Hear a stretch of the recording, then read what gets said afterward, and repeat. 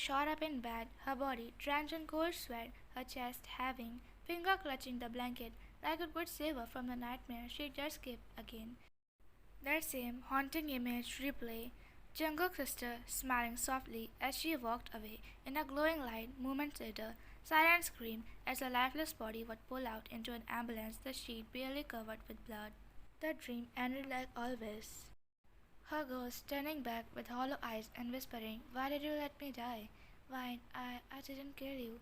You wipe your tears and look at the alarm buzzing at 6:15 a.m. Time to go to the place she dreaded more than death, Jungkook's company. She dressed quietly.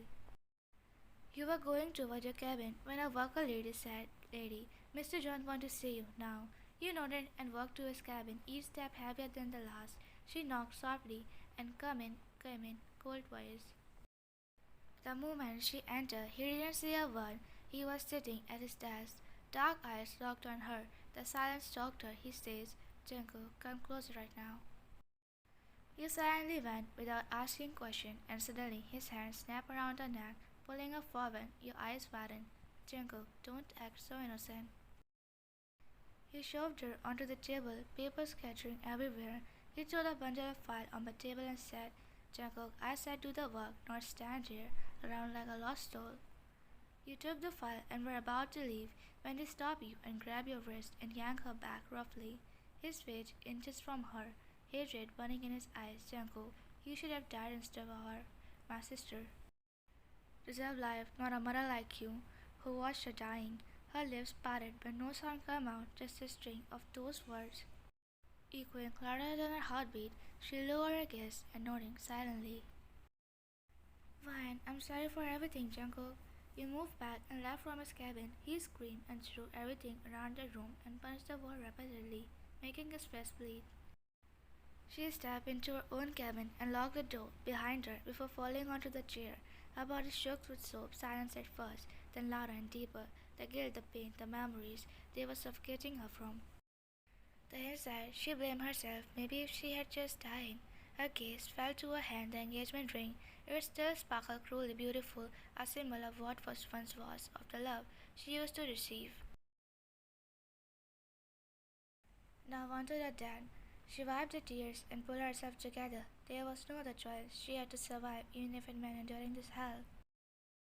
Later that day, a worker came in the cabin and told you that Jungkook had called you for the 30th time in his cabin. She entered his cabin quietly, only to freeze. He wasn't alone. There, standing beside him, was a woman. She recognized all too well the same girl Minso his mother has chosen for him to marry long ago. Beautiful, perfect, acceptable, everything Vine had become the opposite of. Jungkook looked at her with cold amusement. "Jungkook, we are going to club tonight. Be ready." "Vine, but you know I don't go to places like that." "Jungkook, you are coming." He smiled and pulled Minso closer, his hand resting on her waist. The girl giggled while Vine's heart had already started breaking. Jungkook pushed Minso and told her to leave. She rolled her eyes and pushed you before leaving from there. He walked toward Vine slowly and grabbed her waist and whispered, "Jungkook, your life belongs to me. You will do as I say, whether you like it or not." Vine's lips trembled. Her tears came before she could stop. Damn, she couldn't take it anymore. The pain, the humiliation, the guilt. He reached forward, wiping her tears with his thumb. Then he placed the same thumb in his mouth. "Vine, Jungkook, why are you?" "Jungkook, don't cry yet. This is nothing in front of what is coming." "Vine, why can't you just kill me?" "Jungkook, it will be so easy for you." His eye flickered with something, but he said nothing. Instead, he shoved her out of the cabin and slammed the door behind her. A moment later, she heard the sound of glass shattering and a muffled scream and anger inside. At the club in the VIP lounge, you sat quietly in a corner, far from Jungkook and the shareholder. Your head remained down, his eyes fixed on the floor, as the heavy gaze of the man around him pouring to you. Tears, tears crawling over your skin, discomfort twisting in your stomach, but you couldn't do anything, not here, not like this.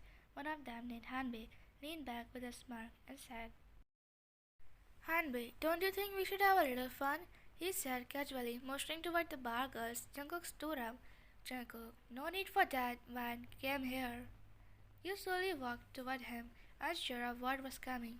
He smacked and smashed a bottle onto the floor without warning. The sound made everyone freeze. He lined up more water in front of you and told you to drink. Fine, please, Jungkook. You know I can't. Jungkook, now. Trembling, you pick up the first bottle and gulp it down, and cough badly, nearly vomited. You finished one, then the next, and then the next. Jungkook, dance on these glass beads now. You stopped and stood up, stumbling slightly, your bare feet edges against the cold floor. You took a step, then another. Tears streamed silently down your cheek. Then a hand grabbed your arm. Before you could react, Jungkook yanked that man away from you and shouted, Jungkook, don't touch her. You stood frozen, your vision blurry. Before you could make sense of anything, Jungkook turned to you and shouted, Jungkook, get out right away. You limp away, barefoot, stumbling out of the VIP room. Behind you, chaos erupted.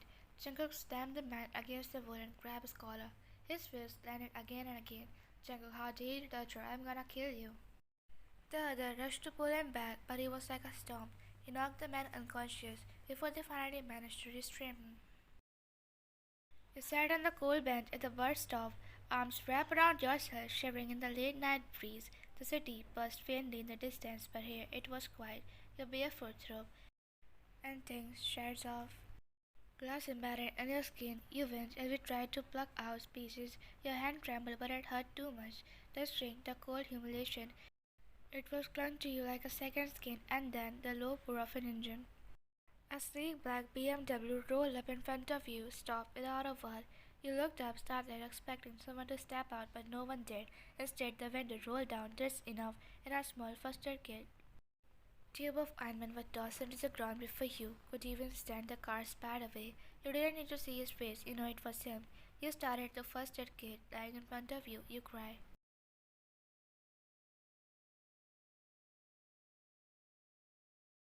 They blurred into each other, each one like a little darker than the last. Jungkook's word, his silence, his cruelty, they all got deeper than any sound ever could, but you endured it, holding on to drawing threads of hope that somewhere beneath his bitterness the man you loved still existed. Maybe, just maybe, this was all his fate of grieving. Maybe love would return one day. And now here you were, standing quietly outside his office, file in hand. You reached out to knock, hesitated, and pulled the door open just slightly. Inside, Jungkook sat with his mother. Next to her, dressed to perfection and smiling sweetly, was Minsu. You didn't want to hear, but you heard anyways. Jungkook, Mom, it will be good to hold your wedding soon. I have waited so long for this day. Jungkook, alright, I'm fine. Your knees buckled slightly, and your hand flashed to the wall to steady yourself. You stare blankly at the crack in the door, and if could unsee what you just witnessed, you murmured to yourself. Why, all this time I thought he still loved me, that this was all a twisted way of punishing me for a thing I didn't cause. I thought love will flicker somewhere within him, but no, it was over. He is going to marry.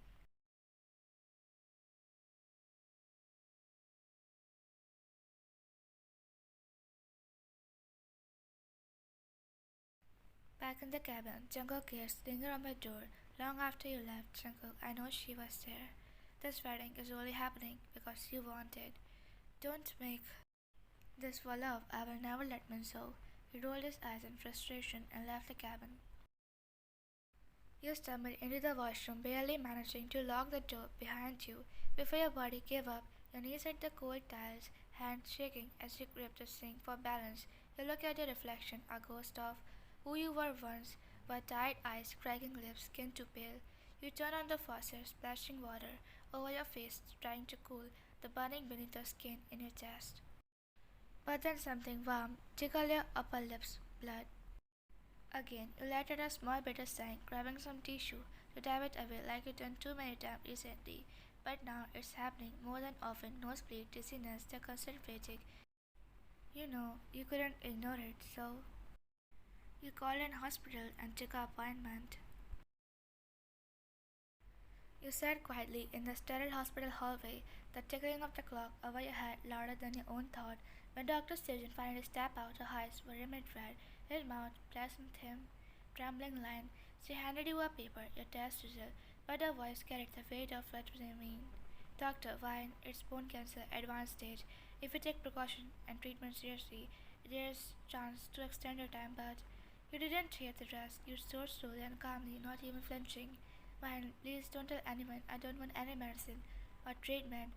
Just a ticket course. Surgeon, Vine, no, you can't give up like that. But she cut her off by a swamp. Vine, if I die, I want to donate my body so at least someone benefits from it. She blinked, stunned, but she thanked and nods, respecting our decision, as it broke her heart when you signed the document. As he walked out of the hospital, eye distant, his shoulder bumped into someone. He looked up and froze. He had grown tall, sharpish, and a gentle smile. His hair was tousled like it hadn't changed in high school. Jeong, Vine? You don't remember me? Vine, you are Jeong. Jeong, there you go. You almost broke my heart, you know? Vine, sorry, my mind's a bit crowded these days. Just then your phone buzzed. You check it. Jungkook, of course. You turned away to answer. Jungkook, come home now. He said coldly and ended the call before you could even reply. You signed, turning back. You saw Jung still watching you, smiling like he didn't have care in the world. You smiled weakly.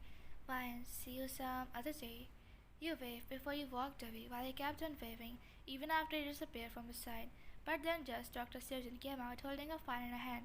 A fair serious surgeon, sir. She was a patient today. I wasn't sure if you knew. She was so appointed to me. These are her medical reports. She refused treatment and she asked for body donation after that. Taeyong smiled when she opened the file with shaking hands. The world around him blurred. As he read the diagnosis, his heart dropped to his stomach. Taeyong, no, I won't let this happen.